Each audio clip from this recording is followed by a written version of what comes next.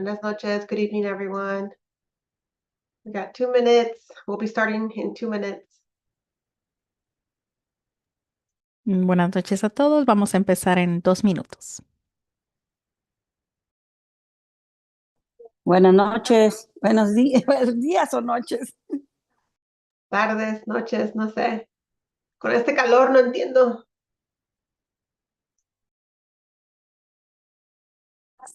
Buenas tardes.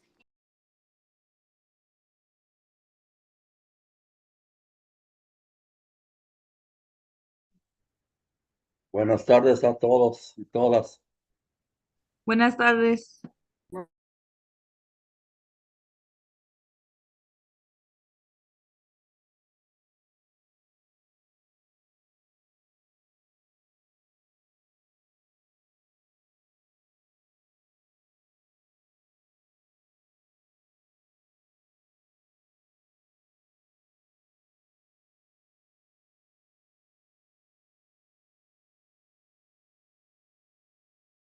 Muy buenas tardes a todos.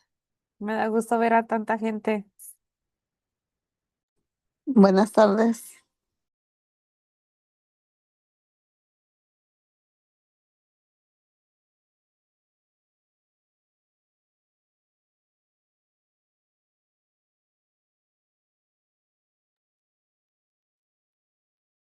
Thank you, everyone. It is good to see you here, and I hope folks are keeping cool. I think we can get started with our logistics and interpretation, and Tanya's going to walk us through those instructions. Thank you. Thank you, Liz. Buenas tardes a todos. Bienvenidos a su reunión. Mi nombre es Tania. Yo soy su intérprete del día de hoy junto con Dayana. Voy a darles instrucciones de cómo ingresar al canal de español para que puedan escuchar la junta en su idioma preferido. Si ustedes ingresaron con una computadora, en la parte de abajo de su menú de Zoom van a ver el icono de un mundo o un globo. Selecciónenlo y seleccionen español. Y también pueden silenciar el audio original para que nada más escuchen la voz del intérprete. Si no ven el mundo de inmediato, tienen que tal vez buscar los 3 puntitos y van a tener más opciones ahí. Si ustedes ingresaron con un celular o con una tableta, sus opciones se ven un poco diferentes. Necesitan tocar su pantalla para que aparezca el menú y van a buscar ese menú de los 3 puntitos que aparece usualmente en los celulares en la parte de abajo. En las tabletas puede ser que aparezca arriba. Seleccionan donde les vaya a aparecer que dice interpretación de idioma o si no el mundo. Seleccionen español. También silenciar el audio original y por último, muy importante, el botón que dice done, listo, finalizado o terminado. Si necesitan ayuda, con gusto los podemos asistir para que puedan ingresar a su canal. Y ahora voy a dar las instrucciones en inglés. Hello everyone, this is Tania, your Spanish interpreter for today together with Diana. I'm just going to share instructions on how to access your preferred language, in this case English. That way, if any of the participants speak in Spanish, you will have that immediate interpretation into English. If you are joining with a computer, you'll see a globe at the bottom of your Zoom menu. Please select the globe and select English. If you don't see the globe right away, maybe you need to select the 3 dots and you'll see more options there. If you're joining with a cell phone or a tablet, your options will be a bit different. You need to tap your screen and you'll find a menu with the 3 dots, either on top if it's a tablet or at the bottom if it's a cell phone.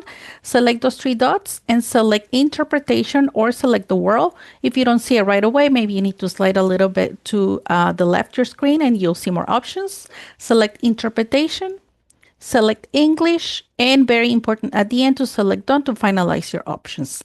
If you need any help accessing your interpretation, you can let us know and we can assist you with that. Thank you so much. I can be added to the channel now. Thank you, Tanya. This is Liz. I'm going to pause for a moment while Amy assigns you to the channel. Okay, I see a thumbs up. So our interpretation should be available for everyone to select your channel. And do let us know if you are having any trouble accessing that interpretation at any point. You can even interrupt our meeting, raise your hand or unmute yourself so that we can provide you that immediate assistance. Moving on, we have a reminder for our naming conventions. We use these because they help with our attendance tracking and the stipend distribution process. For CSC members, we ask that you put the letters CSC in your Zoom name. And for residents who are a part of the stipend program, please also put the letter R. And if you are not able to change it, you might notice that one of us will change your name throughout the meeting. On this slide, we have a reminder for all other participants, especially for those who are joining as an agency. We also ask that you include that in your Zoom name. And if you are joining as a member of the public, we also ask that you designate that by putting the letter P in your Zoom name, and we will call on you if you have any comments during our designated public comment times. Moving forward, we have a reminder of our virtual meeting etiquette. We ask that everyone stays on mute unless you are speaking or planning to speak.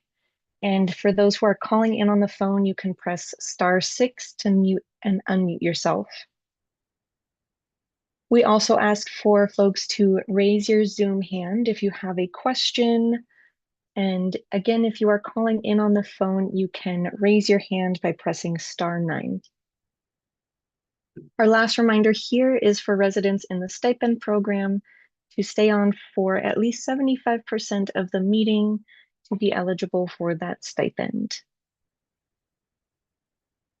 On this screen, we have a review of our group agreements for our productive discussion with respectful dialogue. I want to briefly revisit some of these to help ensure that everyone has a meaningful opportunity to participate. And these agreements are especially important given the limited time that we have and the many voices that we also have in this room. So a quick reminder about our step up, step back agreement, which reminds us that if you tend to speak often, we ask that you try to create space for others. And if you haven't shared yet, if you're someone who doesn't typically speak up in these meetings, we really do encourage you to step in. We really do want to hear from a range of perspectives. Next, on keeping talking points brief and on point, we have also agreed to keep comments as concise as possible and connected to the agenda item that we are discussing. And because we don't time individual comments, it is important that everyone does their best to self-manage and help us all stay on track. So if a comment might drift away from the agenda, it can sometimes make it harder for us to accomplish the goals of our meeting. And as your facilitators, we will do our best to uphold these agreements consistently. And that means that we might interrupt or redirect speakers if comments become too long or move off topic. And as we've said before, we do really want to emphasize that if this does happen, it is not personal, and it's to make sure that we continue to honor these shared commitments to make space for everyone. We really appreciate everyone's partnership in making this a respectful and productive space. My last slide here is our agenda for this evening. In a moment, we will have our official welcome and introductions, and then we will move on to our review of the action items tracker. And you'll see we have a few main agenda items for tonight. The first is the Caltrans update. Next, we will have a vegetative barriers update. And then we will have a more general CERT measure implementation update before we conclude with our standing updates and have some time to wrap up before our final public comment. And so I will stop sharing my screen and just want to welcome you all again. This is our 61st meeting for the Arvin and Lamont community. So just want to congratulate you all and thank you again for continuing to dedicate your time to these meetings. And with that, I'm very excited to welcome our two co-leads, Bianca and Cesar, to provide some opening remarks. I see Bianca, go ahead. Good afternoon, everybody. Welcome to our 61 meeting. That's a lot of meetings, but I think these are very fruitful because we've seen a lot of progress especially in the area. I think out of all the AB 617, I could say that we have made sufficient progress that we're able to demonstrate the air pollution reduction in the area. And I'm very proud of all the residents giving their comments and voicing their concerns. I know today is going to be a packful meeting, but I'm sure that everybody's going to enjoy this meeting because there's a lot of positive outcome out of this one, and getting updates from different types of agencies to even having a good relationship with some of the growers around here. I don't know if you've seen the vegetative barriers update. So I'm happy to see good items in the agenda and fruitful for everybody to participate. So thank you, welcome, and thank you to the Air District to making this possible. Yeah, thank you, Bianca. Just ditto to everything Bianca said. I think in this meeting, community is experts, and we consider y'all experts. So please feel free to share your experience and your knowledge, and encouraging folks to speak up.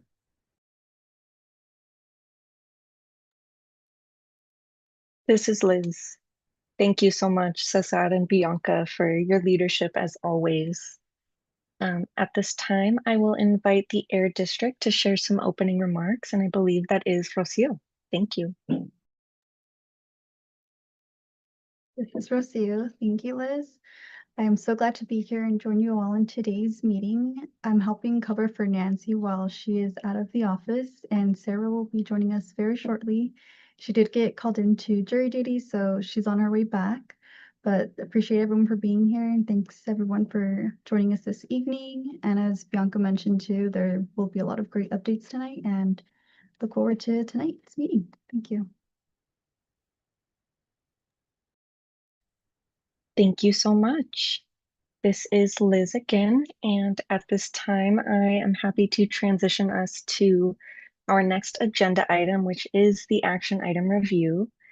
And as most of you know, we do this to help facilitate transparency and accountability.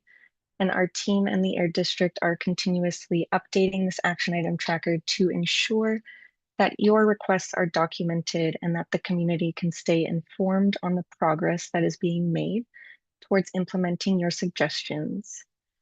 And so for this action item, we have Rocio here tonight to provide those updates. And since I believe some of those will be related to Caltrans, we do ask that any questions or comments related to those action items are held until that specific agenda item, which is coming right up. And so with that, I'm happy to pass it to you, Rocio.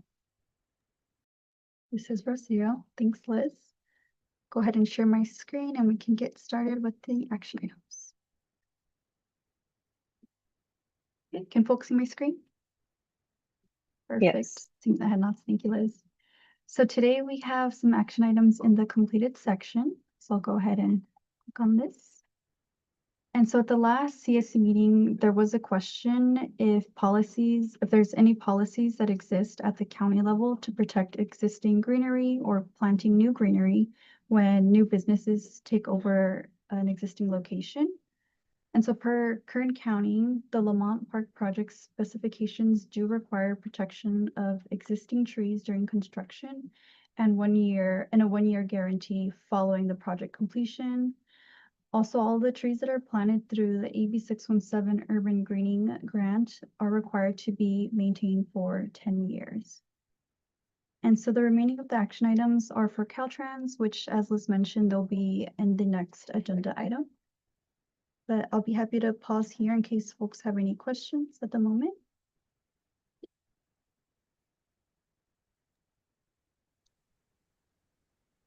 Thank you, Rocio.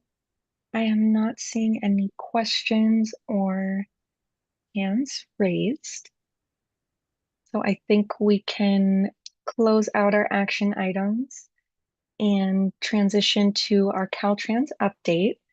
And we do have Jason joining us tonight, and I see you are on camera.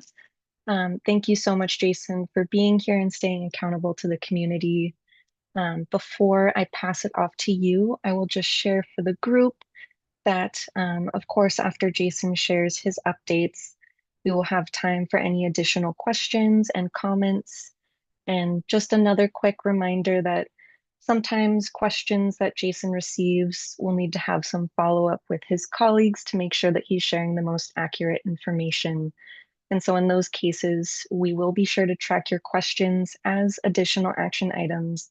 And again, invite Jason to return once he's able to gather all of that information, just in the way that you've done tonight. And with that, I'm happy to pass it to you, Jason. Well, thank you very much. I appreciate it. This is Jason Adair with Caltrans, and I'll just go ahead and start with the action items that were, the questions that were asked from the last meeting that I was unable to answer at the time. So the first kind of quick one was whether or not there would be actual lights installed at ground level at the really at the pedestrian beacon location, or really any other two beacon stations, and the answer to that is no. That is not part of the scope of work. So that answers that. Also, there was a question regarding safety overall with traffic, turning off of local roads onto State Route 223, whether it's eastbound or westbound, and the fact that vehicles are parked along State Route 223 at times, and there can be visibility issues there, and whether or not the median would be potentially narrowed to make that situation better. So I can say that the median is not there will be no narrowing of the median. That is not part of the scope of work. However, and again, I think I'm going to have to dive into this a little bit further and explain better at the next meeting. So we'll plan on that. But there are bike lanes going in as part of this project, right? So bike lanes tend to have a narrowing effect on traffic. Might normally veer towards the edge of the roadway if they're not there. So I've just kind of wrote a note before the meeting here that I'll go through that addition of bike lanes and the geometry of that, because there is the possibility that the dividing lines could be shifted more towards the median, if that makes sense. So unfortunately, I didn't think of that until prior to the meeting. So I'll need to follow up on that. But again, I can do that. But yeah, in terms of the median itself being narrowed, that's not part of the scope of work.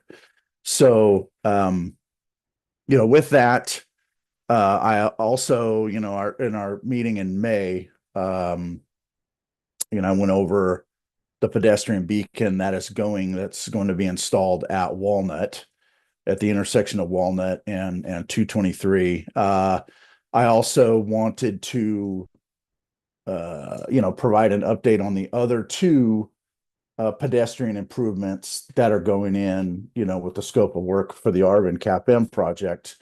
And those are what are considered a rectangular rapid flashing beacon. And one is going to go in at the intersection of Acala and 223, and also Stockton and 223. And I'm just going to share my screen here real quick so you can see what a where is the share button?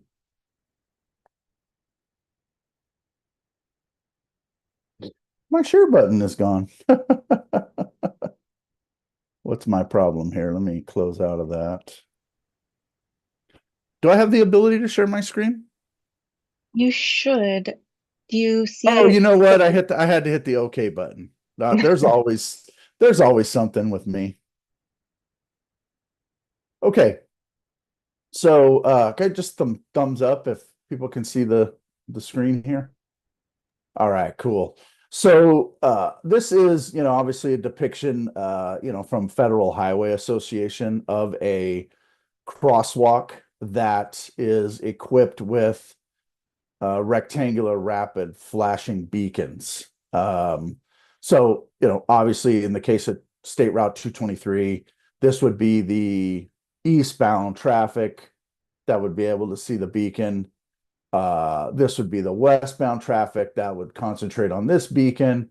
But again, even the westbound or eastbound can see this, and westbound can see this as well. So this is, obviously just a graphic, and then this is an actual photo of a rectangular rapid flashing beacon, which for the scope of work for this project, the installation of that would be very similar to this. Okay.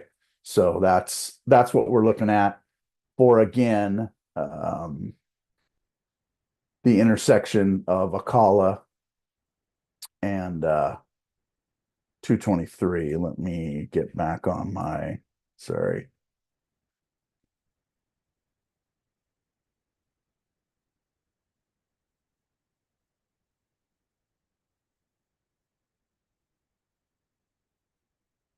Okay. Okay. So here we are, our Google Map view of Arvin. And here is Akala here. There's an existing crosswalk. So you would have a beacon here and a beacon here as well. And then we go to Stockton. And there's an existing crosswalk here. So a beacon will be here and over here as well for pedestrian safety. So that would, again, just to kind of summarize, you've got a actual pedestrian beacon that's a little more robust, again, that we went over in May at the intersection of Walnut. And then you have the two rectangular rapid flashing beacons at the intersections of Akala and Stockton. So that summarizes that update for the CAPM project with respect to the pedestrian improvements. And then again, just kind of reiterating in terms of lights on the ground, that is not part of the scope of work, but I will. And then also narrowing the medians is not part of the scope of work, but I am going to sit down with the traffic safety personnel and see what happens to the geometry of the roadway when bike lanes are added. Because again, that might help move that traffic more towards the median and get that, safety possibly, right? So that's something that I will do prior to our next meeting. So that's it for me at this time. So, again, I know there's possibly some questions, so please feel free. This is Liz. Thank you so much, Jason, for sharing those updates. And I heard we do have one action item already that you made for yourself to follow up on some more details on how that bike lane will affect that geometry of the road. I see we have one question so far from Tim. Go ahead. Hi, my question is regarding, I know that this is the 223 project, but currently the 184 is going through its final phases of the project with Caltrans. My question is regarding 184 and when it meets Hall Road in Lamont. It seems that originally when the plans were implemented, you promised ADA compliant sidewalks and I forget what they're called. They're the intercrossings between roads. It seems like there is no concrete. It looks like it was pulled out, and instead, the material roads are made out of is on there. And my question is regarding that. Is Caltrans gonna come back later and repair the road, or is it just gonna be left like that?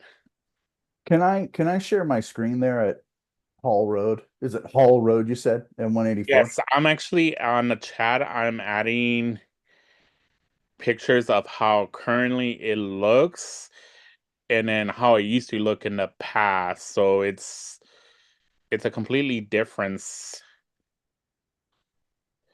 Currently in Okay. the past, it looked like the bottom photo on the chat, and then now it looks more like the road is what makes for people in wheelchairs to go up the sidewalk.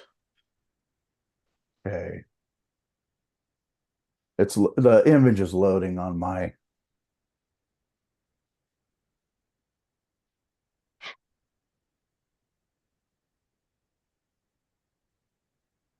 Okay. Yeah,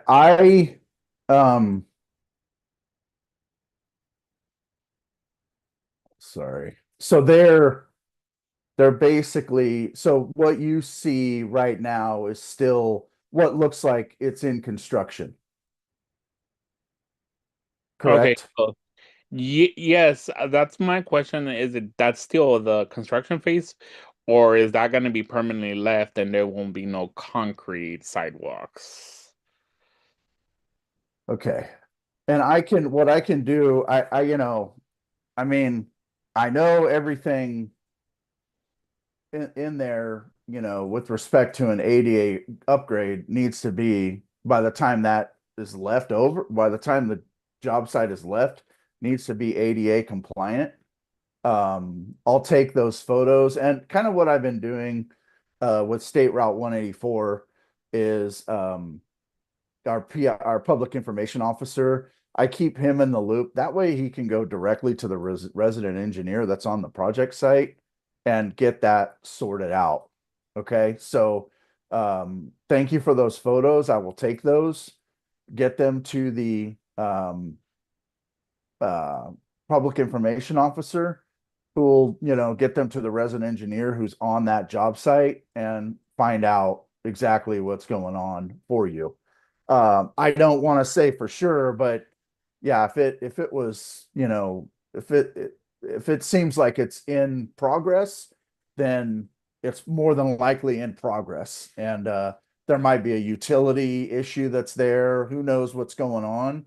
But I can get that issue resolved for you. Sorry, I can't answer that right now, but let me take a look at the photos, and then get it to the construction personnel in the field. You know what I mean? So we can get you a good, good solid information from the construction group out there in the field. Okay? Okay, thank you so much. Yeah, of course. No problem at all. I'll stop sharing here. Thank you for the photos. That helps a lot, right? And the more detailed information, the better, and that way I can get you get you a better update as well. So I appreciate that. This is Liz. Thank you so much, Jason. And I'll note that we recorded that in our action item tracker as well. And I'll echo the appreciation for Tim raising that concern and sharing those pictures. It is really great to see folks engage in that way. I'm going to just pause for another moment to see if any other hands are coming up or any other questions for Jason before we transition to our next agenda item.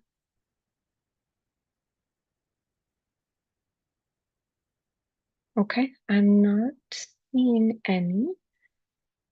So I think we can thank Jason again for joining our meeting tonight and sharing those updates. And we look forward to having you join again in the future.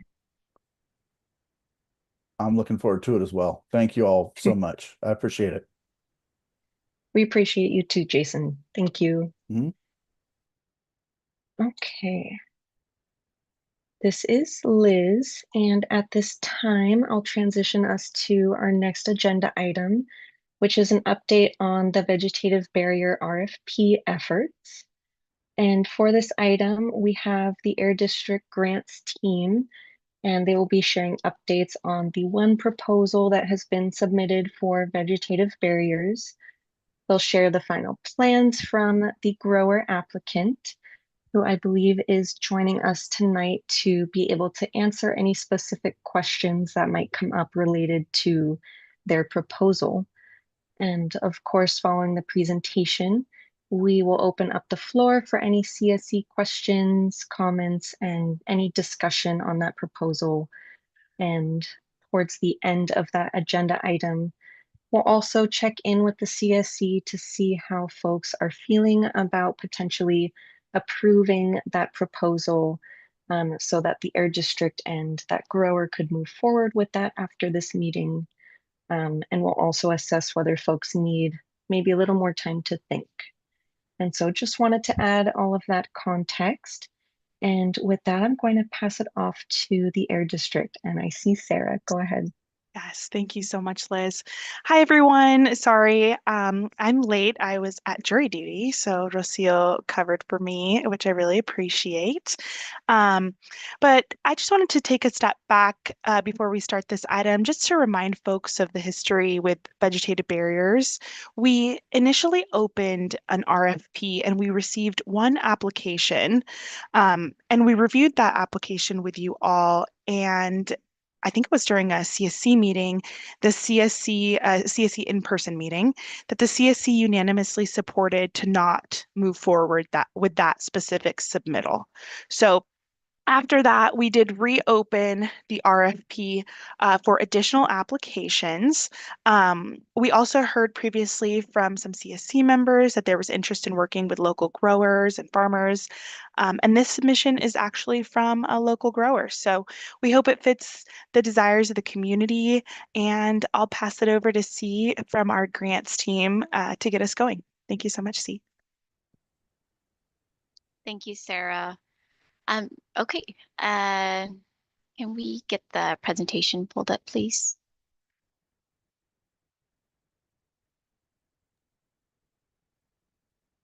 Is that Rocio? Do you have that pulled up? This is Rocio. Yeah, I can pull it up right now. Give me 1 second. Thank you. Well, as Rocio is getting that pulled up, again, good evening, everyone. My name is C. Tao, and I'm the Air Quality Specialist in our Grants Department. And I will be providing an overview of the vegetative barriers proposal received for the Arvin and Lamont area. Next slide, please. So Sarah obviously went over a little bit background of where we are now at within the RFP. But again, we did reopen up the request for proposal or RFP in March of this year. The proposal was opened up for 45 days, and the deadline for submission was on May 14th. The total funding for the proposal was up to $500,000. And we did receive one application, which was from the Dose and Bros LLC. Moving along, a couple of key items about the proposal that we wanted to highlight is that the purpose of their project is to plant new trees as vegetative barriers to address dust or other critical environmental challenges in the region. The Dose and Bros are proposing to plant 150 trees and or shrubs. They're looking into planting an evergreen native tree that can grow up to 12 feet tall. This particular shrub can reduce harmful air pollutants and help improve local air quality. For example, it creates a dense vegetative barrier that captures dust, smog, and other airborne particles. In addition, it will enhance surrounding landscapes. and they are expecting around a 2 to 3 month period for the project to be implemented and completed. And with that, they are requesting a budget of $13,886.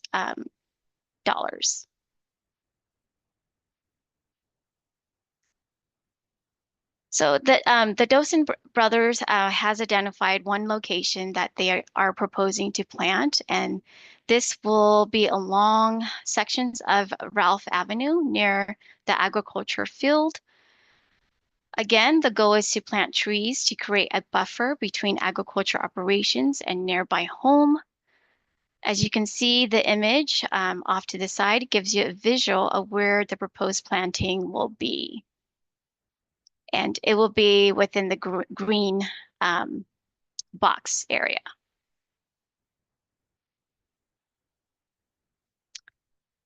This slideshow shows a breakdown of the proposed budget that the Dosen Bros is looking to do for the project. Once again, they are requesting $18,886. $5,250 will be for supplies and materials. $4,641 will be for labor and construction. $3,000 for contracted service, and $975 for equipment costs.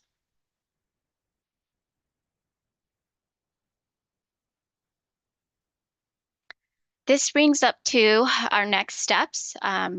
So that will conclude all the highlights for the proposal. So moving on to the next step, since there is still funding, we are looking into reopen the vegetative barriers RFP in mid-August. We will continue to conduct outreach to agencies and local farmers to encourage additional applications. The district will notify the CAC when the RFP opens and continue to provide an update on application interest at future CAC meetings.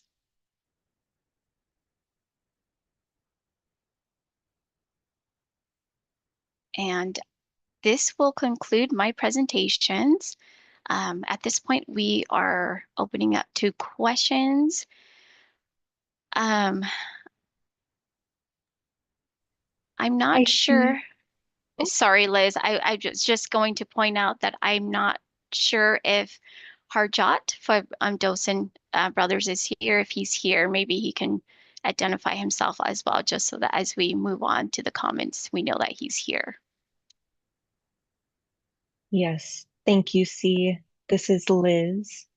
I was going to ask the same question. I do see we have someone with the name Zoom user. I'm not sure if that is you, Harjot. If so, please feel free to unmute yourself and let us know. If not, we might have to just be extra careful to take note of any questions that he would be able to answer more directly, anything specific about that proposal. And the Air District can answer more of those general grant-related questions. I see actually the Zoom user is Francisco and Cecilia, so it looks like we do not have him here right now, but we can move forward with questions. I see we have a couple, and I believe it looks like Bianca had her hand up first, so we can go to you. Thank you. Hi, thank you for the presentation. I do have a comment in regards to the mapping. I don't know if you want to go back to the slide where the green vegetative barriers. I know alongside of the, I'm trying to see back. I don't know if you could pull it up so I could give you the exact directions. But on the Buena Vista, we do have the wheat patch park, and it would be great to see a vegetative barrier. And if so, can the grower reapply to maybe incorporate that area also, or would it be too much for the grower to do that? It's just a question that I do have, and if growers are able to reapply if wanting to add a new side on the vegetative barrier aspect. Hi, Bianca. This is Sarah. We did talk about that with the grower. I think he is here now. And feel free to unmute yourself. But let me see. Amy, did you say the grower was here? I can't unmute him, so I can see him now. Oh, where'd he Oh, go? yes. I asked turn on his video. I did that, but can you hear us?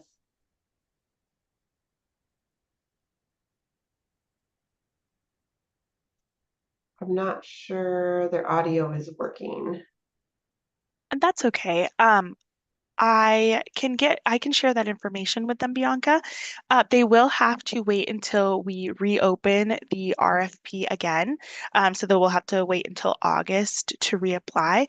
But if there's interest, it's just because they have one application in doesn't mean they can't have another. So I think that would be a great opportunity, and we can share that with the grower as well.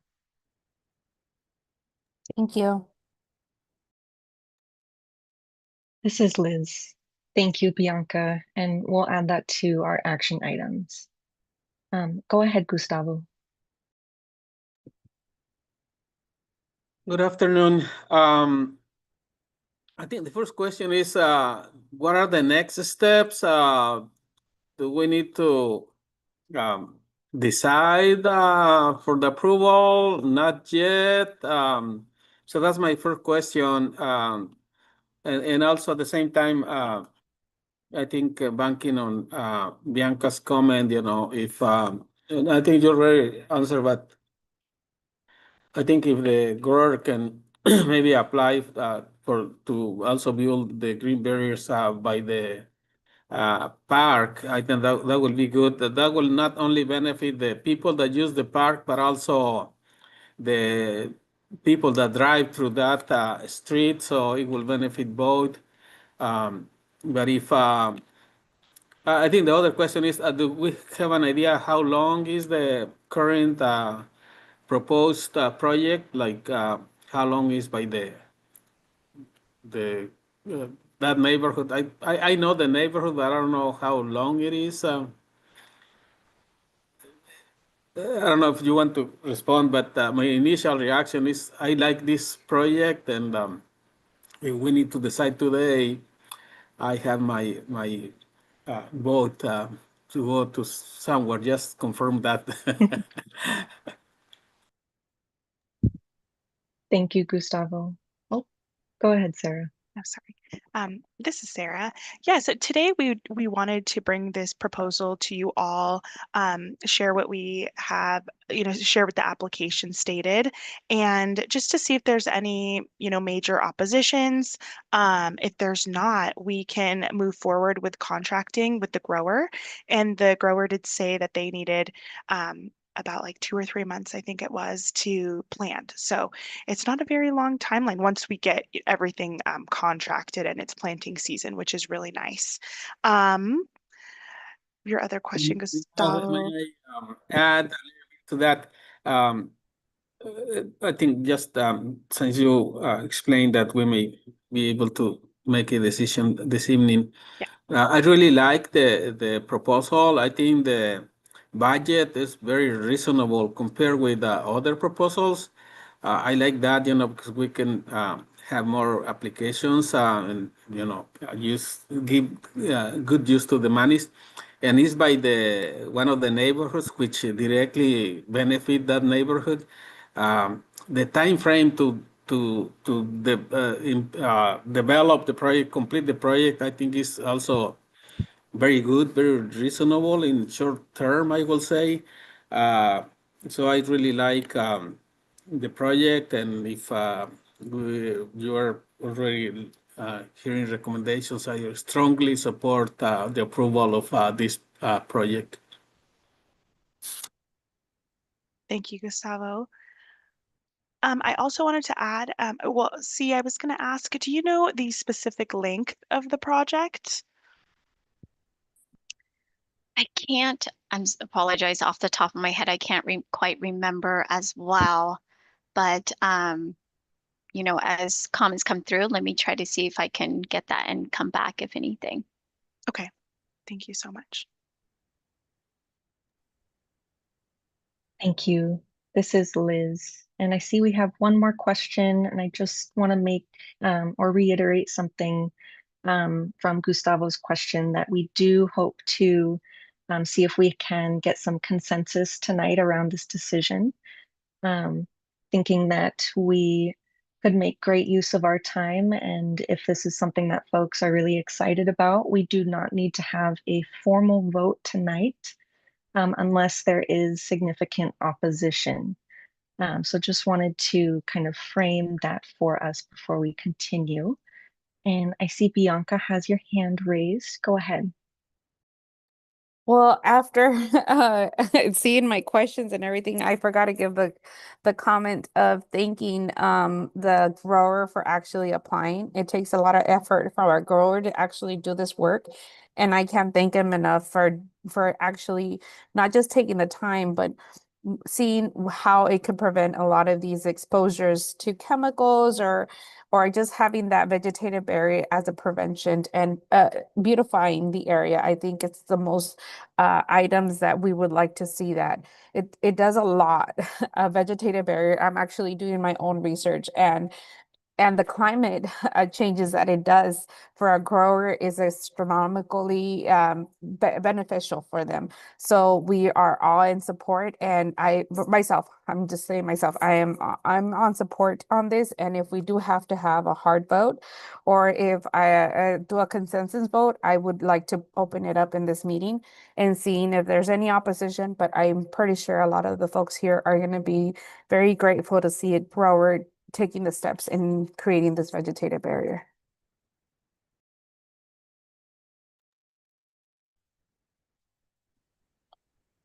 Thank you, Bianca. This is Liz. I want to give maybe one more chance for Harjot to jump in. I do see you are here in this meeting, but it looks like you might be having some technical difficulties, so no worries if not. I do see we have another hand raised. I think that is Diana. Go ahead. Sí, buenas tardes. Aquí estamos en la oficina. I'm sorry, I was stuck in Spanish. Yeah, I'm agree with the vegetarian berries that I think is gonna be very helpful for the community, especially that's a small neighborhood.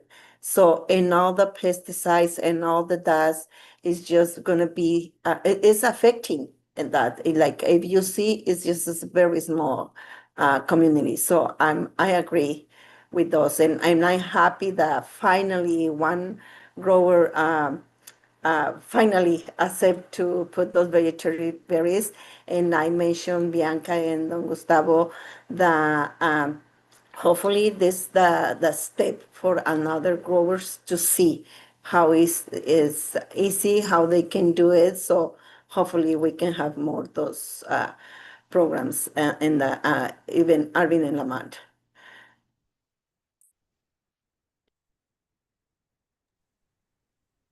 Thank you so much for your comment. It does sound like we have a lot of support for this proposal, especially, you know, in contrast to the previous proposal. We do see a lot of differences in, you know, how many trees can be planted and particularly the location that they have chosen. So it's great to see more alignment there with the CSC priorities. But we don't want to make any assumptions about how folks are feeling. So I'm going to pause for another moment to see if we have any other questions. And if there are no questions, then I will open it back up to the group to see if there's anyone who is in opposition to this proposal. And so that means you do not like this proposal and you would not want to see that move forward. And either way, the RFP is going to reopen because, as we heard earlier in the presentation, there is a lot of budget remaining, and the same grower can apply for additional funds to expand. So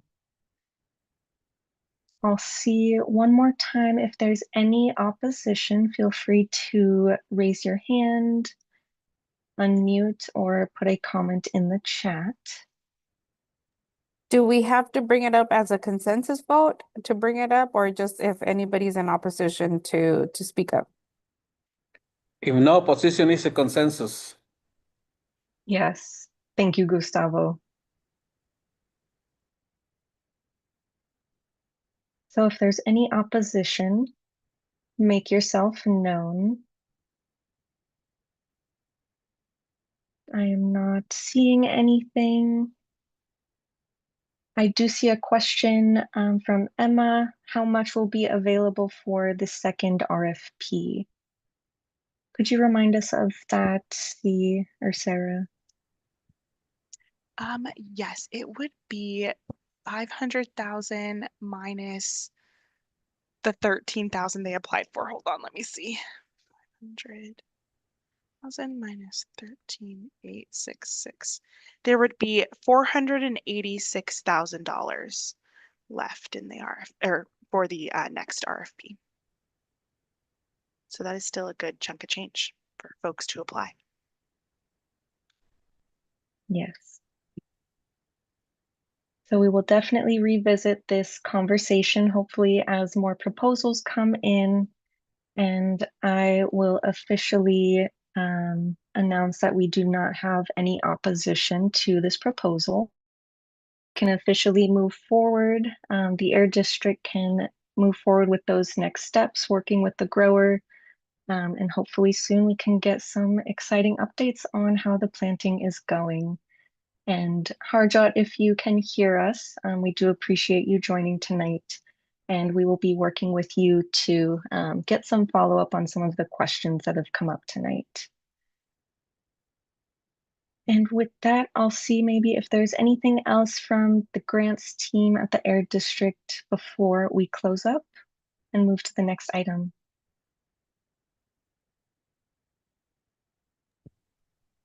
Hi, this is C. No, I don't have any further comments. And then Sarah, to get back to you in regards to the sizing, I think that's something we'll have to look at a little bit more and then get back to you on that. But that's all I have. And thank you all for the support. Thank you, C. Thank you so much, C. We really appreciate you coming tonight and all of the work that you and your team have done to do this outreach and get this grower to apply. And at this time, I will close out that vegetative barriers update and transition us to the SERP measure implementation updates. So for this item, we will be hearing from both the Air District, who will present on some recent progress of a few key SERP measures, as well as hearing from Christine from the City of Arvin, who is also here tonight to share some updates on the city's paving and road improvement projects. And I believe Christine will share her updates first, and after that we'll have some time for questions before we continue. But Sarah, let me know if you'd like to shift that order. Yeah, I actually have a slide deck. So I'll be sharing for a couple minutes and then I'll pass to Christine. Awesome, thank you. Thank you.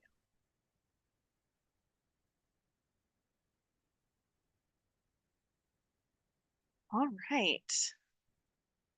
Let me get this on the right screen. Can you guys see the slide deck? Yes. Okay, perfect. All right, so we do have a lot of topics in this PowerPoint today. So I wanted to start off with writing out an agenda of things that we are going to go over. First, we'll go over what happened in the last CSC meeting, as we did skip June. So our last CSC meeting was back in May. So I wanted to just remind everyone of what we discussed then. Then I'll pass it over to Christine from the city of Arvin to update us on some paving projects in Arvin. We'll then talk about the public fleet vehicle, passenger vehicle replace, and clean air rooms incentive programs. All right, so let's get into it. Back in May, we mentioned that we received one application for the vegetative barriers RFP, which you all just heard the details about that from C. We also reviewed 2 urban greening proposals that we received. One was from the city of Arvin, and then one was from the county of Kern. Our grants team is still working through those proposals, but we hope to get them contracted soon so that the organizations can start planting when they're ready. We hear, I'm not a farmer, but I do hear that folks don't plant in the like super hot heat of summer. So I'm thinking that that'll be more towards like October-ish. And let's see here. Then you all made some really big decisions and reallocated $250,000 to support additional residential air purifiers for the community, and then an additional $250,000 to support the Clean Air Room Expansion Program. And that program serves schools, childcare centers, nursing homes, and other sensitive receptor businesses. So the last meeting, we definitely did a lot. All right, so next I'll pass to Christine from the city. I'll stop sharing so that Christine can give us an update on some paving projects. Hi, everybody. How you doing? Okay, so I have a few updates on the AB 617 Arvin road projects. The Derby Street project is going first, and they have, you may already have seen some activity along Derby Road. I checked in with our engineer this morning, and they have officially started. They are working out the details with the contractors on traffic control. I wanted to let you all know that the contractor is going to start putting door hangers on the residents who live along Derby Road and the businesses to let them know that they're going to need to be clear and not park on Derby. There will be a closure of Derby Street for a full 2 months for construction. So I need your support, folks, in getting the word out, and the contractor is giving this information to all the residents along Derby and all the businesses, but people need to be understanding that in order to do this project, we have to close the road. So alternate streets will be used. We'll be diverting traffic down, truck traffic down Bear Mountain, and then they can come back around and access the side streets to Sycamore. You may see some equipment moving into the area over the weekend, and they are actually beginning grading construction next week. So there is a lot of activity this week. We have been doing surveying of the land, final surveying, but we anticipate that the road closure will be effective as soon as next week. That project's going to take about 2 months to complete, with an anticipated reopening of Derby Road on September 18th. After which, we're going to turn around and dive right back into Comanche Road. Comanche Road will be up next as soon as we're complete with Derby at the end of September. And we will be moving on to Comanche, same type of process. There will be road closures, at least on a partial side of the road. There will be traffic control in the area. There will be notices to residents. We will be asking all residents and business people to not park along the roadway in the construction areas. And then Comanche will be completed. The estimated current timeline is to complete Comanche by November 6th. The contractor is West Rock Construction, and this has been sort of a complicated organization for traffic control because, as you know, a lot of people travel down Derby, that we have a lot of truck traffic, but you should start seeing a lot of activity starting next week along Derby. And I just asked the community and the CSC to get the word out as well and try to explain to folks that, you know, sometimes you have to close roads to get the work done, because I'm anticipating that people are not going to be real happy with that, but that's the only way that the construction and the road grading and all of that can take process. And also to be patient. We can't have cars going through the barricades. We are going to have a lot of heavy equipment in that area. So please try to avoid Derby Road over the next 2 months, starting on Monday. And thank you for your support. I hope you're happy with that report. And feel free to ask me any questions. Thank you.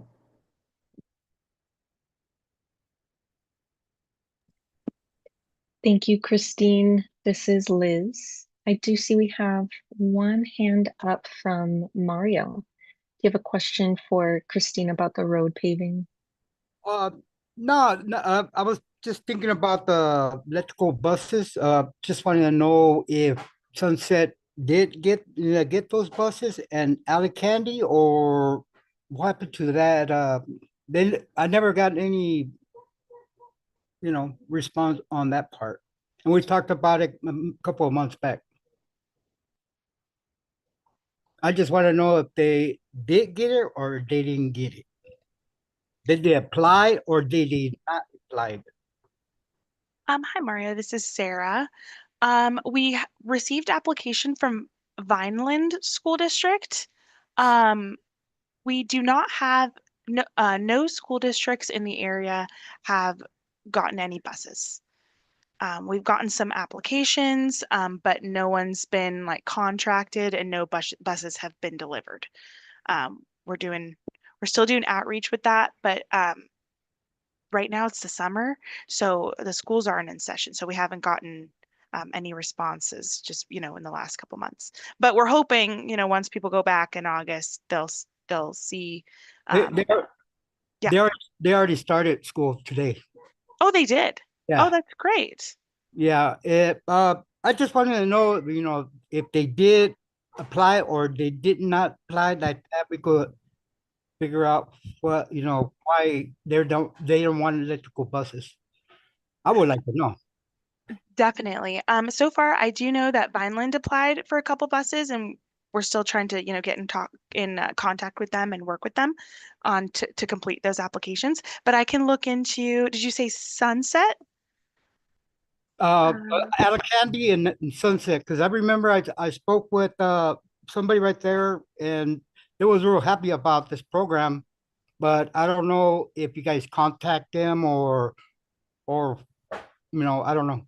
Yeah, I'll look into that. Liz, if you can make that an action item so we don't forget, that'd be great. That'd be nice. And two, right there in Arvin, when they built that Comanche Road, are they gonna have any barriers for, for cars not to get into the bike lanes or for the pedestrian, walking? Because I heard they're gonna make a bike lane right there. And the lighting, it was supposed to be lighting right there to give more light for the people to see people, riding their bikes. Well, the project includes sidewalk, curb, gutter, and there will be bike lanes on all of the AB 617 road projects, but lights are, to my knowledge, were not included as part of the project.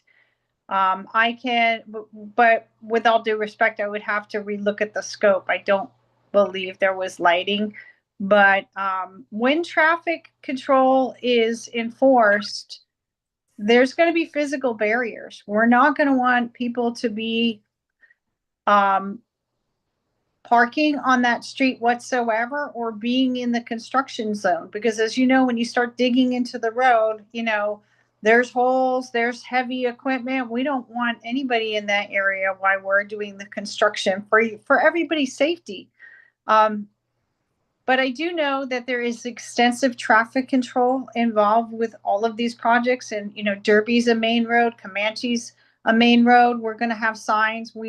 I'm trying to get the city's portable changing message signs that are sort of like on a dolly that you bring up. They're They're solar operated to put in the area to remind people as well. Yeah, the thing is, what I'm trying to say, like when they get done, are they have like a barrier for, you know, like saying foggy days and all that, that cars cannot cross where the bike lane is at for Arvin? Oh, you mean the type of bike lane? I think it's a standard bike lane that runs across the road. It's not like a class 3 or 4 bike lane that's separated. Yeah, but they got barriers like those plastic cones. They're welded on the ground. You know, you have a reflection for foggy days, nighttime when bike lanes are, you know, bikes are driving at that time. Honestly, I would have to talk to the engineer on that. That's basically delving into the plans as to what it looks like. I anticipate it to look very similar to what was done on A Street, which was a striping, a striped bike lane where the road is shared with both drivers and bikers. But in order to answer your question, Mario, thoroughly, I would need to have our engineer on this call, or at least talk to him and update you at the next meeting. And the reason for that is simple. How the bike lanes along the roads are constructed is strictly based on the amount of space there is. So in order to have a barrier along a bike lane, you have to have a certain amount of feet from center line, from the center to the curb. And I don't have that information, and I don't want to speak, in detail about something that I don't have that information at this time. It's always a good point if it's in the budget, if it's allowable based on the space that we have. But I will find out and be prepared to talk about what that bike lane is going to look like for the next project and during the next meeting. But I want to speak with our engineer. But generally, what I've seen is striped bike lanes that are shared. So it wouldn't have a separate physical barrier unless there is enough space to do that. Because if you remember, specifically with the Comanche and Derby Road, we also are building sidewalk. There has to be enough space. And in Comanche in particular, the city only owns 1/2 of that road. We only own the side of the road that's closest to Arvin, and the county owns the other side. It's very strange. Yeah. So, Thank you. so it's really hard Smart. because we don't have control of the entire space. And also, if you were to take a stroll along Comanche, what you would see is a very odd sidewalk pattern. So some people have fences all the way out to the road, right? Their property line, it's really interesting. You see that all over Arvin, where people's properties lines are at different lengths. And so that's going to impact how much space we have available for doing extra work, such as bordered bike lanes or protected bike lanes or class 3 or 4 bike lanes. And I don't want to misspeak, so I'd rather not answer that question right now without talking to the engineer and actually taking a look at the plans. And I haven't seen the plans yet for Comanche. I've seen the plans for Derby. It's just a safety issue for the kids. Yeah, no, I get it. And it's a good one. But just so you know, we are also encouraging people to use the dedicated bike route through Arvin, which is Meyer Street. That is a dedicated bike route.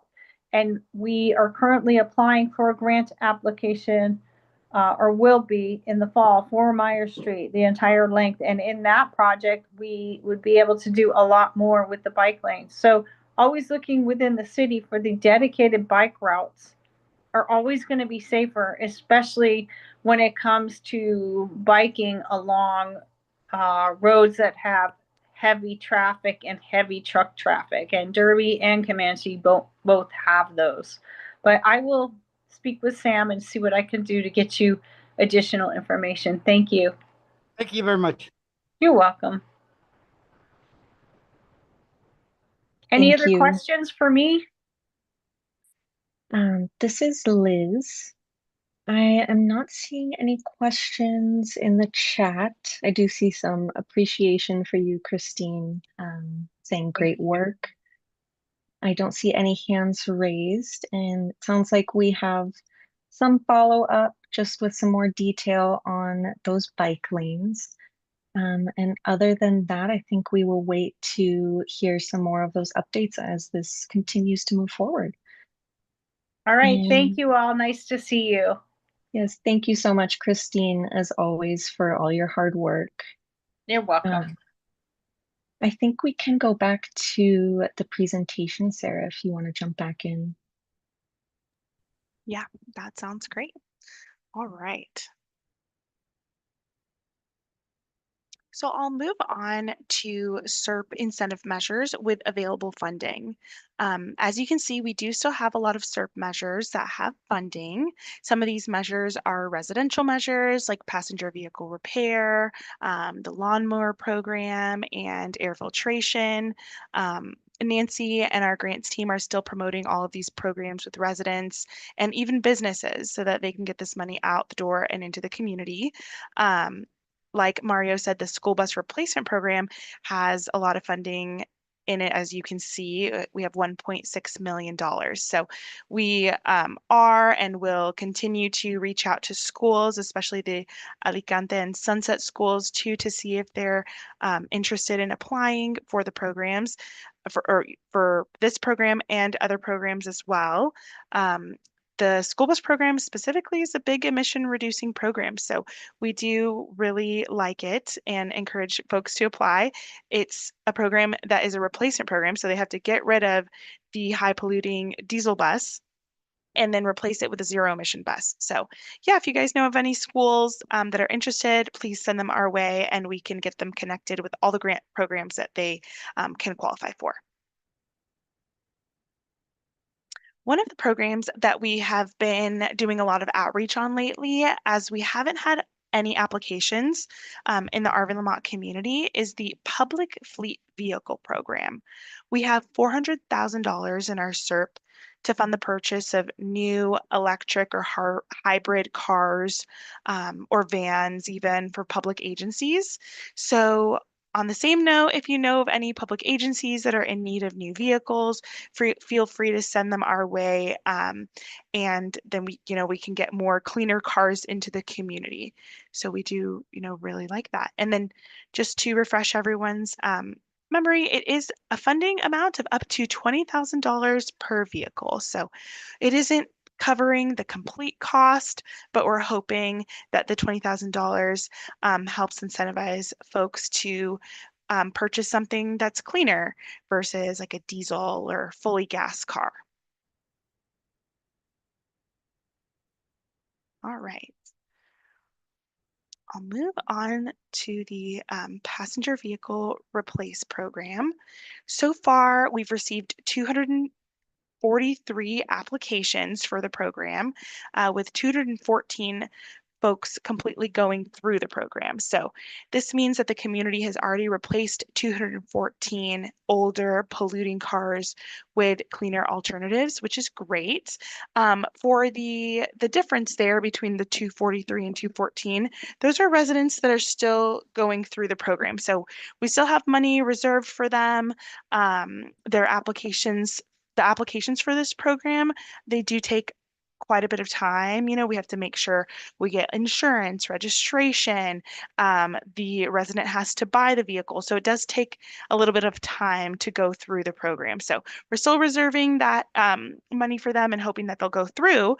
And if they all go through, we actually still have over $500,000 of funding available for other folks as well. So that's enough for up to 48 additional vehicles. And Valley Can, they're our grant partner. They continue to host monthly application workshops where they talk to residents about the program and they help them even fill out the program application documents and submit them to us as well. So they really do help with the entire program from start to finish, which is really great. It's really good customer service.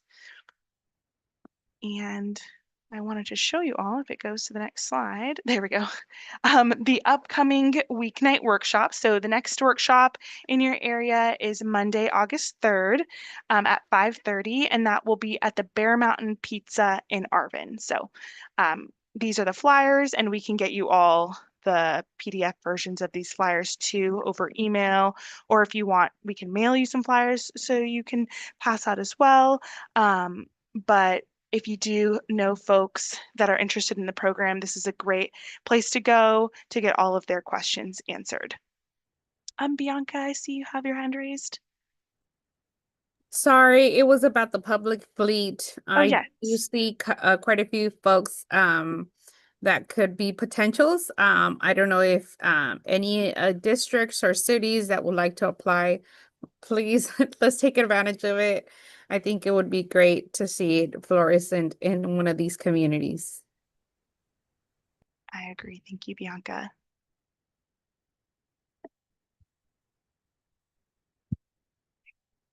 Get to my next topic. Okay. Next, I'll move on to our air filtration programs. And just as a reminder, we do have 3 different types of air filtration programs. First, we have the Clean Air Centers program, where public spaces like libraries can apply for air purifiers to become a clean air space during a wildfire event. So if it's smoky out, since it's a public space, residents can go to that space to have access to clean air. Next, we have our residential air filtration program, which is a clean air room program that residents apply to and get the air filters mailed to their homes. And then lastly, we have our sensitive receptor program that we are still working on implementing. Once that's implemented, schools, daycares, senior centers, and other locations that serve sensitive receptors can apply for air purifiers as well. So this is kind of all under the air filtration umbrella, but there is 3 different programs right now.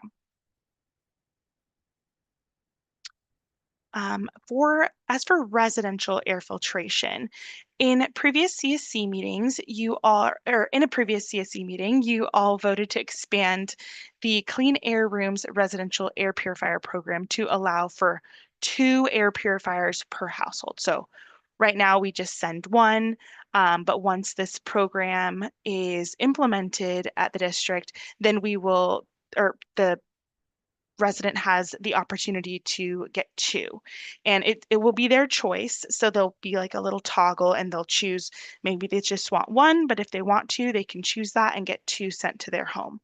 And like I said, we're still working on implementing this with our grants team, but once it's completed and implemented, we will email you all to let you know and let you know, in the next CSC meeting as well.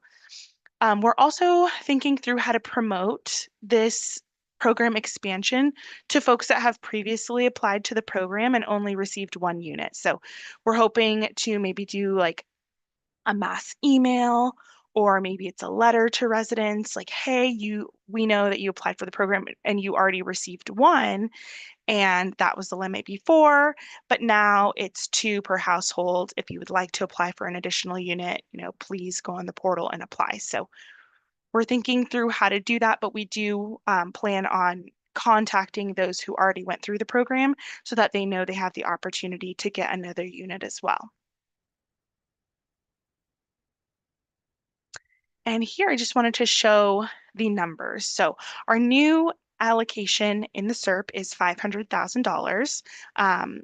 In May, you all voted to increase the $250,000 allocated to $500,000. So we're using this new number now. And so far we've given out over 1,000 units. So we still have 1,400-ish to give out to the community, and we haven't even opened up the program expansion for folks to get 2 air purifiers. So we'll keep you guys updated on, exactly what the numbers are in future meetings. And if we see the need to do a reallocation, we'll let you know. But so far, we do have money in this program. And the next steps would be to open that program to 2 air purifiers per household. All right, and that was my presentation. I know that was a lot of different programs and getting status updates for a lot of different things, but I just wanted to see if anyone had any questions for me.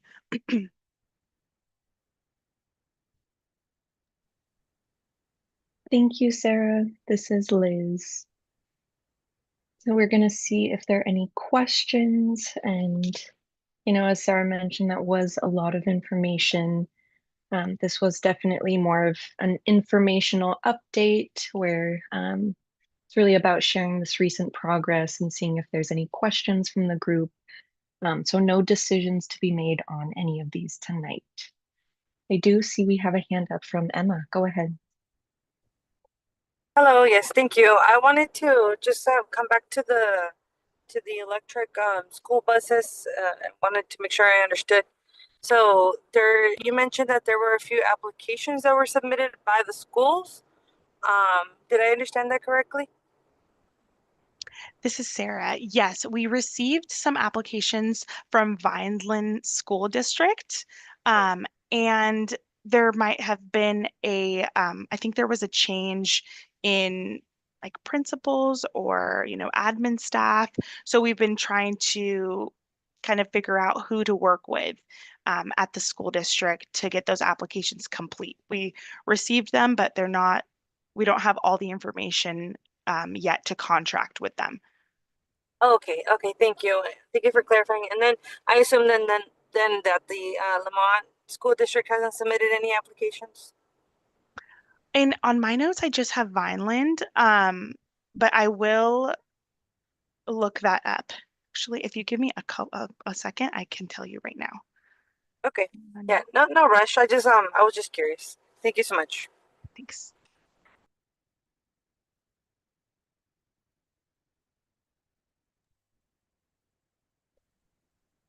Thank you for the question, Emma. We can definitely give you a moment, Sarah, to look up that answer. I do see we have another hand up from Jesus. We can take your question.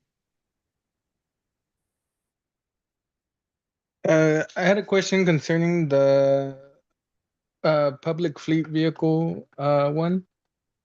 Because I think if a fleet is bought in bulk and like many vehicles at the same time, there'd be a reduction in price. Is there an opportunity for agencies to submit a joint application? In case one is looking for one vehicle, one's looking for another one's looking for another. Instead of paying full price for a whole vehicle, they'd be able to submit a single application, and hopefully get it wouldn't cost as much. I see. This is Sarah. Do you mean like if a couple agencies purchase vehicles at the same time to get a discount? Yes. Yeah. If they do that, we just need like an itemized receipt. And I can get you in contact with the grants department, but we would just need to know like, okay, this car for the city of Arvin costs exactly X amount of dollars. It does need to be like separated out, and that's like the taxes, the cost, fees, everything would have to be like separated out for each car. But we can get you in contact with our grants team, and they can let you know more about that if you'd like. Absolutely, that'd be great. Yeah. Thank you. Thank you. And going back to the school bus question, it is a little bit more complicated for me to actually look into. So if we could record that as an action item, then I can pull the exact list of folks who applied for the program. Yes, will do, Sarah. Thank you. Thank you, Liz. And I am looking to see if there are any other questions, and none in the chat, but I do see Tim. Go ahead. I had one question regarding the fleet, fleet replacement for public agencies. It, I think the reason why most agencies within the boundaries have not applied is because most of these would have to go out to bid. And my question is, would that cover whatever bid process these agencies would accept, or would it just cover a certain percentage of the actual vehicle? Because that's why I think most agencies don't have to, because by law they would have to put out a bid if they were purchasing a new vehicle, because it's an excessive amount of dollars, so they have to put out a bid. And I think that's why most agencies have not applied, because I asked our local water district, and that's the one issue that why we have not applied is because we would have to put it out to bid and then purchase whatever the shortest bid would come, or whatever one the district seems that is more reasonable to their needs. Tim, this is Sarah. I just put the program guidelines in the chat. They are 10 pages, so I was like trying to look to see what is eligible, but there is a lot of details. I can ask our grants team to look into that. It does say applicants may apply for up to $20,000 for each vehicle. So, but then it doesn't go into the details of that. So I can get more information of what that covers exactly. Thank you. Yeah, thank you. This is Liz. Thank you for the question, Tim. Looks like we'll get some follow-up on that. And I do see another hand from Mario. Go ahead. Yeah, my question is that we was talking about the station for charge up these buses, and I wonder if that been mentioned with the schools of getting these buses. Maybe that's the reason why they don't want to get it, because they don't have a electrical station. Or we could put that in, talk about that next month if you want. Because I would like to know if they even mentioned the station for, charge up the buses and stuff. This is Sarah.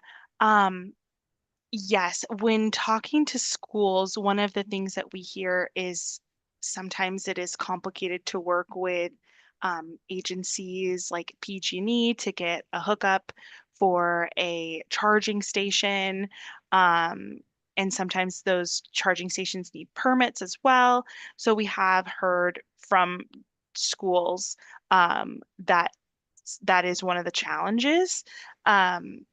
PG&E lately has been doing a lot of these hookups for schools. So we're hoping that the timelines on that get better.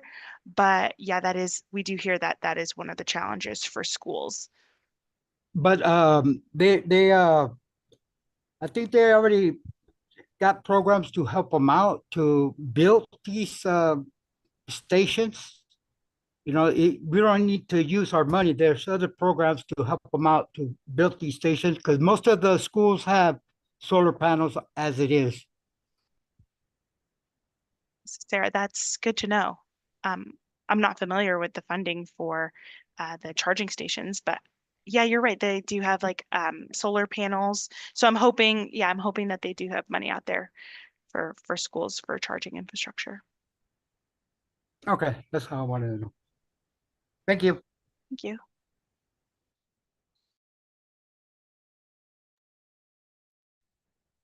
This is Liz. Thank you for the question, Mario. A lot of great questions tonight. And again, I know that was a lot of information about a lot of different measures that folks are interested in. So I'll just pause for another moment before we transition to our standing updates agenda item. Are there any other questions about the CERT measures that were presented tonight?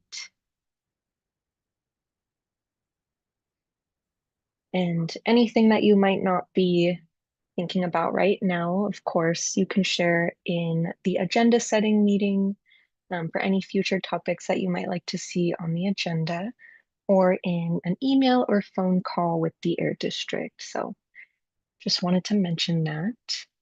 Since I'm not seeing any additional hands or questions, maybe I do see one from Mario. I'm not sure if that was, yes, if you do have a question, feel free to unmute. Yeah. Yeah, I would like to know what kind of agencies are, listening and stuff like that. Maybe they could introduce themselves like that. We could have a better, get to know, who could help us out on different things.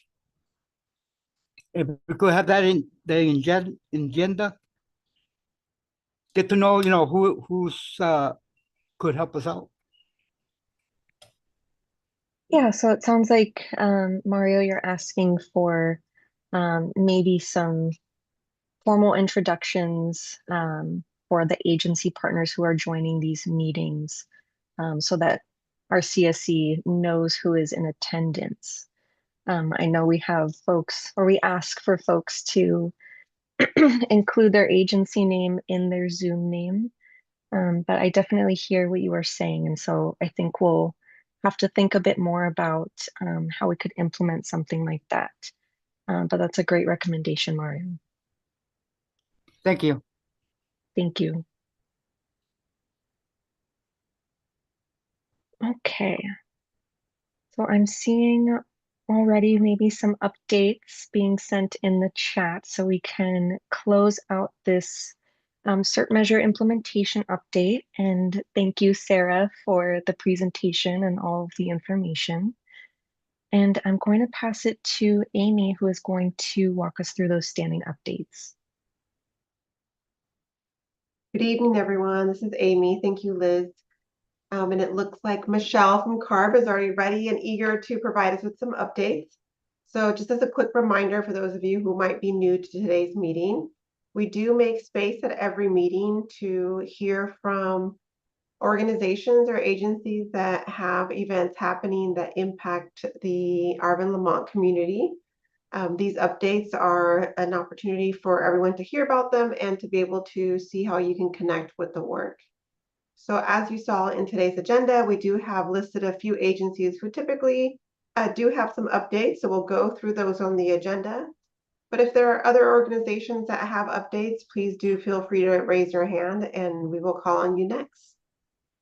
So to get us started, I'm going to invite Michelle from CARB to provide us with some updates for the content that you posted in the chat.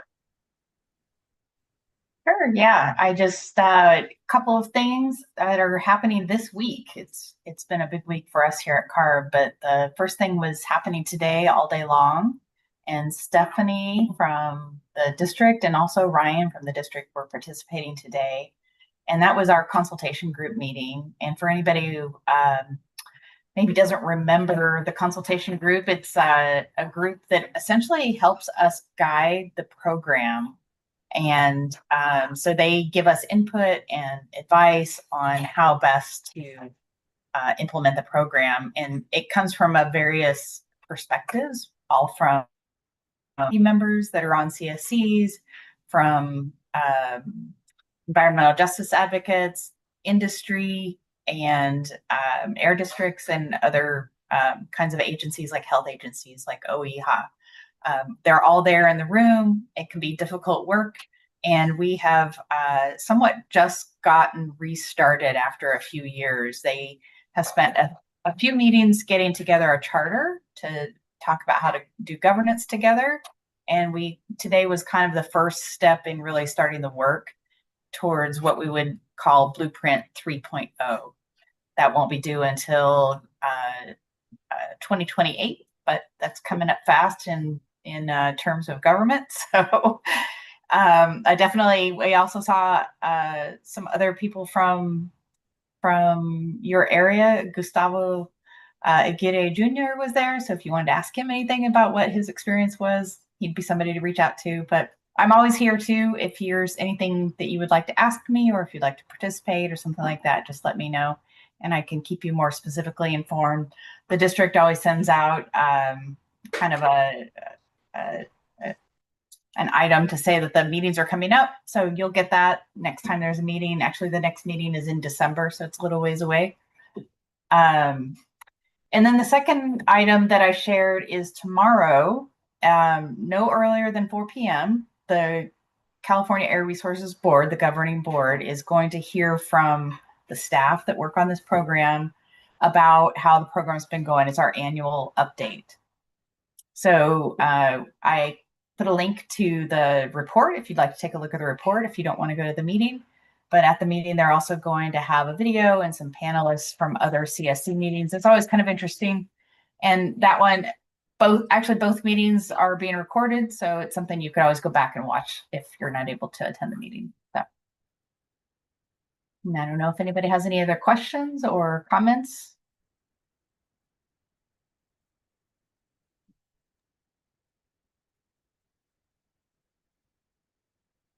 This is Amy. Thank you, Michelle, for the updates. I do see that Bianca has her hand raised. Go ahead, Bianca. Can the air district send us a reminder for like tomorrow's meeting and the rest of the updates that Michelle said at the moment?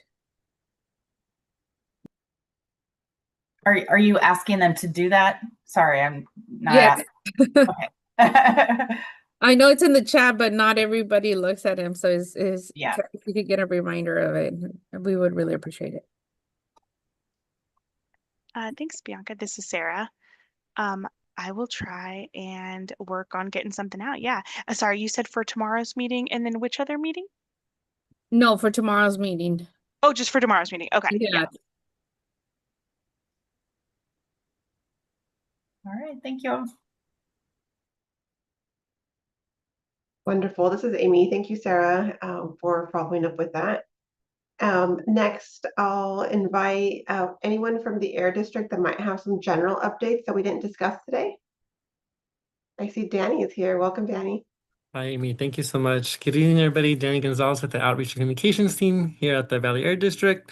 It's just a few updates about what we've been up to in regards to reaching out to the community and working with the community to educate them on our efforts.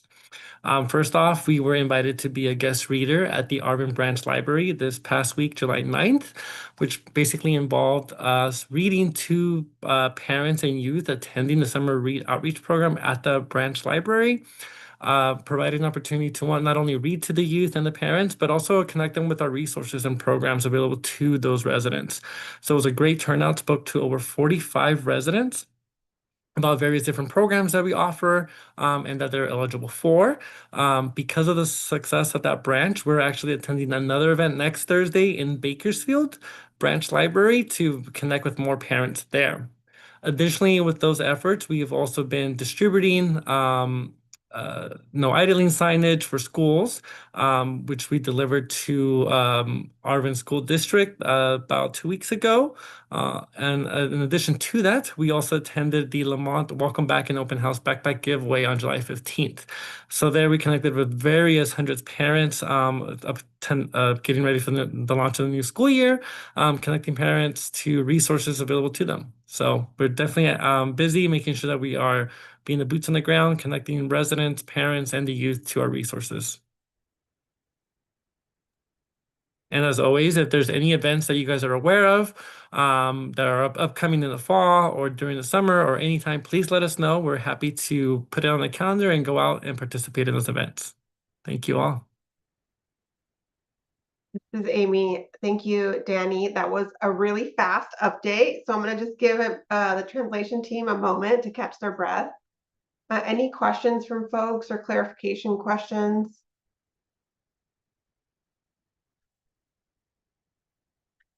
Bianca, go ahead.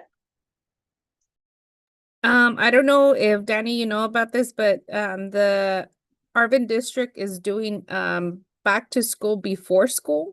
So they're gonna have an open house on the 4th of August for all new students, and it's going to be open to the public. I know that they're having just to meet with the teachers, but all the resources that the school district has or the outside areas too. So you're Great, getting awesome. Thank you so much for sharing that, Bianca. I'll make sure to put that on our calendar and we'll see what staff we can get out there.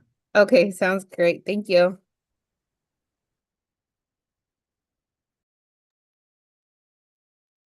This is Amy. Thank you, Danny. Next, I'd like to invite the Department of Pesticide Regulation, DPR. I do see a few folks from DPR here, and I see Jimmy's come online. Jimmy, any updates that we should be aware of? Hey all, this is Jimmy from DPR. As of right now, we don't have any updates, but we're happy to take any questions from the public.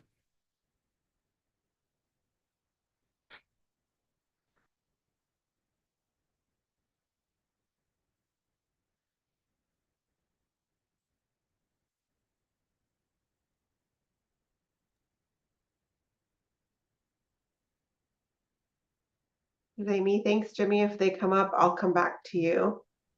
Any other agencies that would like to provide an update at this time?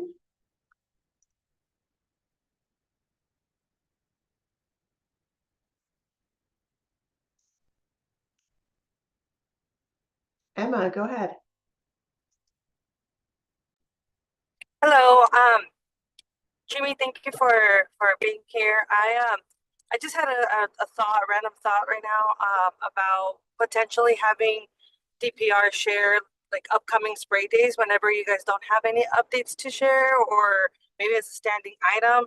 I understand folks have to sign up to receive notification for spray days, but if y'all are here, I wonder if it's if it would be worth sharing any upcoming spray days with the group since we're all here.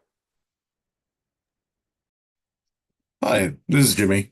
Yeah, we can start doing that if the public wants more of those updates regarding spray days, like just general, like how many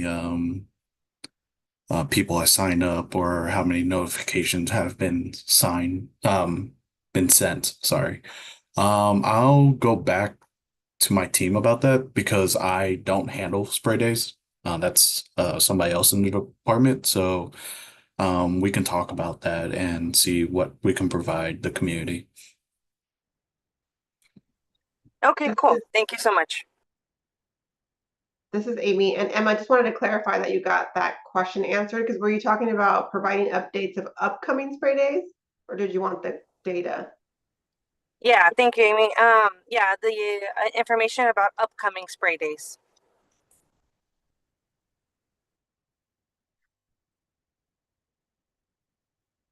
Okay, we'll make a note of that. Bianca? Yes, I wanted to give updates to Emma, but just in case if you haven't participated in the pesticide subcommittee, we've had this conversation in the past, but we could ask Jimmy to bring it up. But there's other ways instead of signing up for spray days where you could look up I'm doing it on a daily basis just to see what kind of applications are happening on restricted materials in the current area. But you could also see them if you live around certain areas, when they're going to be applying, how many days it's going to stay. So it's pretty self-explanatory, but if you guys need any help or support, let me know. I'll be able to guide you through it. But I actually have it as a tab in my daily basis just to see how many applications are happening at the area. And at the moment, there's nothing that is surrounding like communities based, but there's days that there is applications. Not too long ago, about 3 weeks ago, we did have one in Lamont area, south of Lamont. So we could try to bring it up in the next pesticide subcommittee if people would like to get updates on it too. Amy, thanks, Bianca. That's a great recommendation. We'll add that to the action items. That could be potentially including that as an agenda item for the pesticide subcommittee meeting and here. All right, anything else to add from folks?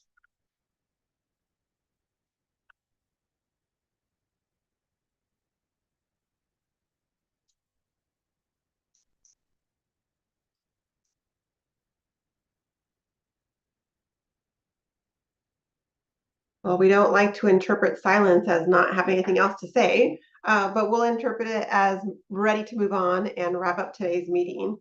So as you already know, we are scheduled to have our agenda setting meeting on August 6th at 4 p.m. And that meeting is also happening via Zoom. So if you're interested in shaping the agenda for the next meeting, please do feel free to join that meeting, provide your feedback. We're always interested in learning in ways to improve these meetings and to ensure that all the topics that you want to hear about get included in the agenda. After that, we'll have our standing CSC meeting on August 26th, also via Zoom at 5 o'clock.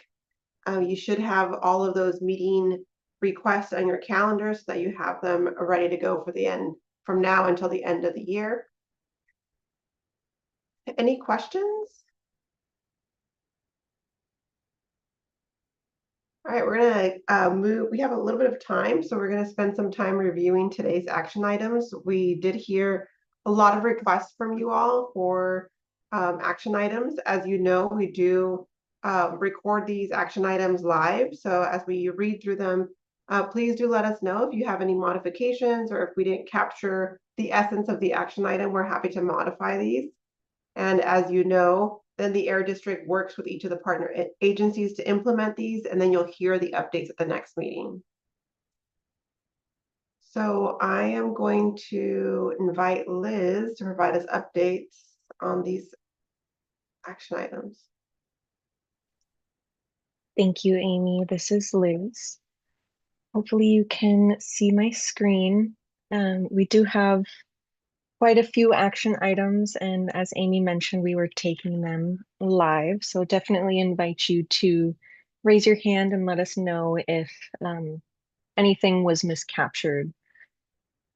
The first item, Caltrans will provide more details regarding how the addition of bike lanes will impact the narrowing of the median on Walnut and 223.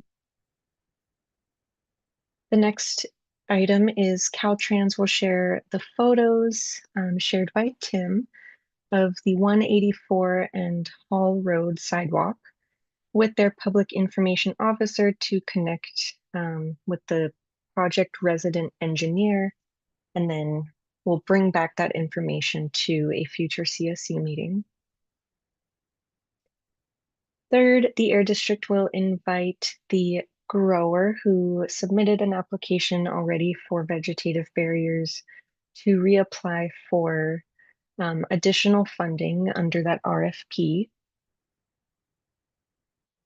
Next, the Air District will reach out to the Sunset and Alicante schools to complete an application for the electric buses. Christine from the city of Arvin will ask the Comanche Road engineer about the project plans and bike lanes to be installed in that project area. Next, the Air District will distribute flyers for Valley Can Passenger Vehicle Replacement Program Workshop. Next, the Air District will provide a list of schools that have applied for the electric school bus measure. The Air District will share further information about the public fleet vehicle program guidelines around buying vehicles in bulk. Next, Harder and Company, our facilitation team, and the Air District will consider ways to formally introduce agency partners who attend each meeting. Next, the Air District will send out a reminder for the CARB meetings that Michelle shared tonight. And our last item is DPR, and through the pesticide subcommittee, we'll share information on upcoming spray days as an update. And again, I know that was a lot of action items, more than usual. So really do invite you to let us know if we missed anything or if anything was not captured correctly.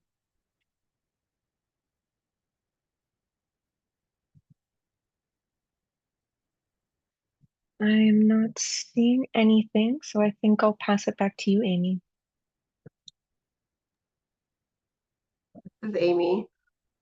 Well, that's great. So as you know, the Air District will send you an email with all of the action items and the updates that were discussed today.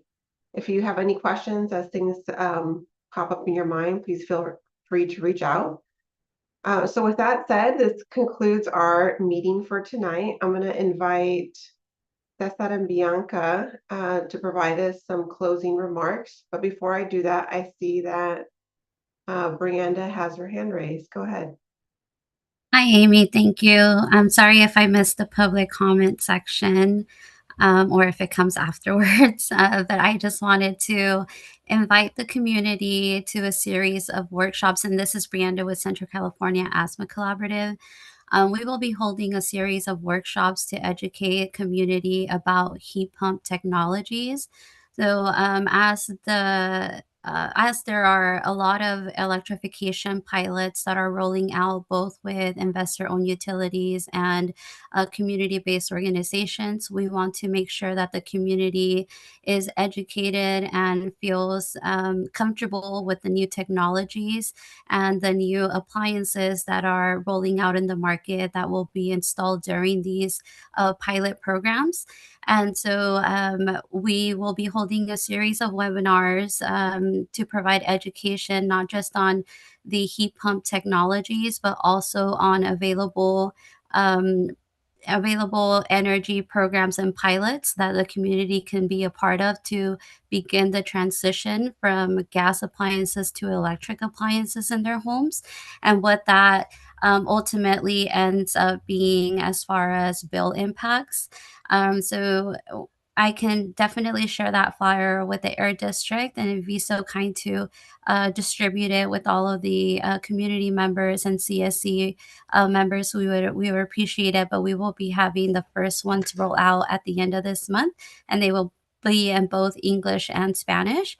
So we're looking forward to seeing the community there. And CCAC does have a pilot program. So if anybody is interested in applying for the current Casa electrification pilot, I invite you to reach out to me. And we are now officially partners with the Equitable Building Decarbonization program, which has a small census tract in Arvin that is qualified. So we will be doing some outreach to that census tract soon to invite them to participate. But the most important thing for us is that the community feels secure in the education and what the home electrification transformation entails. So looking forward to seeing you all at the workshops.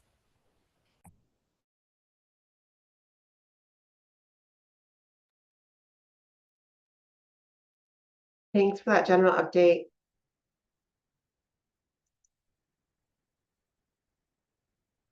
And I see, well, we're going to go to closing remarks and then we'll open it up to public comment. So I'll invite Bianca or Cesar or both. Y'all want to share any closing remarks?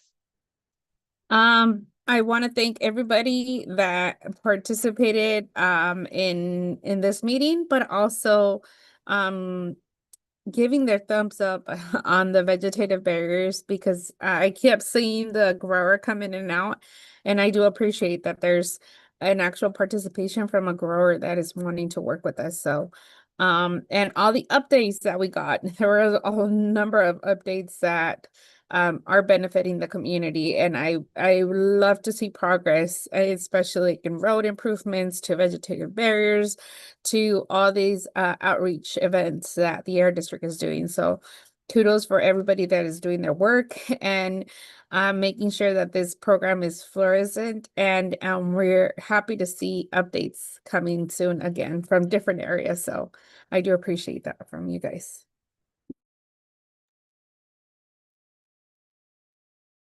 Thank you, Bianca. Cesar, anything else to add? Yeah, just echo Bianca's gratitude. I think this program started. In between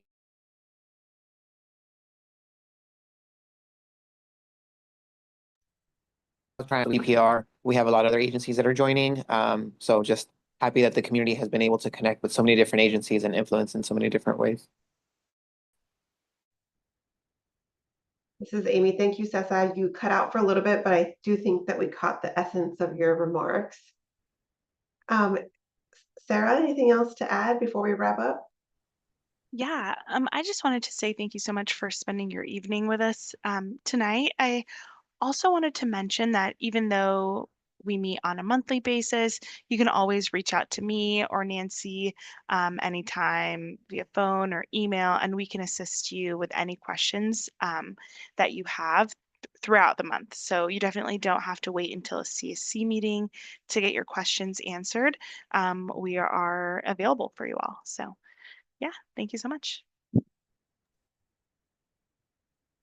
Thank you, Sarah. At this time, we'll open it up to public comment.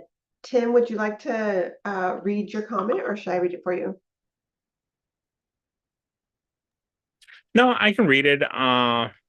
So DPR's AJAC we're finalizing the final steps, but our fall meeting will happen in Kern County. We'll finalize the meeting. The co-chairs meet on Friday, so we'll go over where we're gonna have the meeting. And then we're also coming up with the topics that we'll cover in this meeting. Sounds great. Thank you. At this time, I'd like to invite anyone else to join in for public comment. I'm also reviewing our live stream on YouTube and not seeing any comments. Go ahead, Bianca. I wanted to thank Tim for reminding us about the DPR EJAC. It came and flourished from a lot of work from community members wanting to represent in certain areas. And in Kern County, we do have 2 representatives, and one of them is Tim Prado. So I gave him thanks for all the work that he's still doing behind the doors and making sure that our communities are safe and there's a good representation on the work that is happening down in the ground. So I know that it's going to be happening in the fall. I'll be outreaching to community members if they would like to participate. Hopefully we could have that meeting in a rural community where we're really burdened from pesticide. So I give thanks to Tim for actually doing a lot of work behind the scenes and making sure that our voices are heard. So thank you, Tim, and thank you for everybody that is doing that work.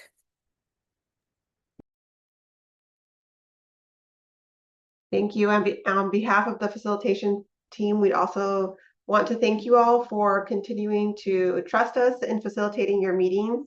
We're excited to be joining you all in this next fiscal year together. And before I wrap up, I see Cesar has raised his hand.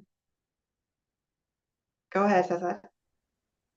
Yeah, just wanted to echo the opportunity that Brianna brought up for Kern Casa. It's both an opportunity for jobs training and also an opportunity to receive free upgrades to their home, like weatherization, and upgrades to electrify the home. So I can drop the You can drop the link in the chat, I think is what you were saying. We got cut out. So if you can drop the link in the chat, and then we'll be sure to include this in the follow-up. All right, with that said, good night, everyone, and we will see you at the agenda setting meeting if you'd like to join. If not, we'll see you at next month's CSC meeting. Have a good night, everyone. Try to stay cool. Buenas noches. Bye, everybody. Everyone. Buenas noches. Buenas noches. Good night. Buenas noches.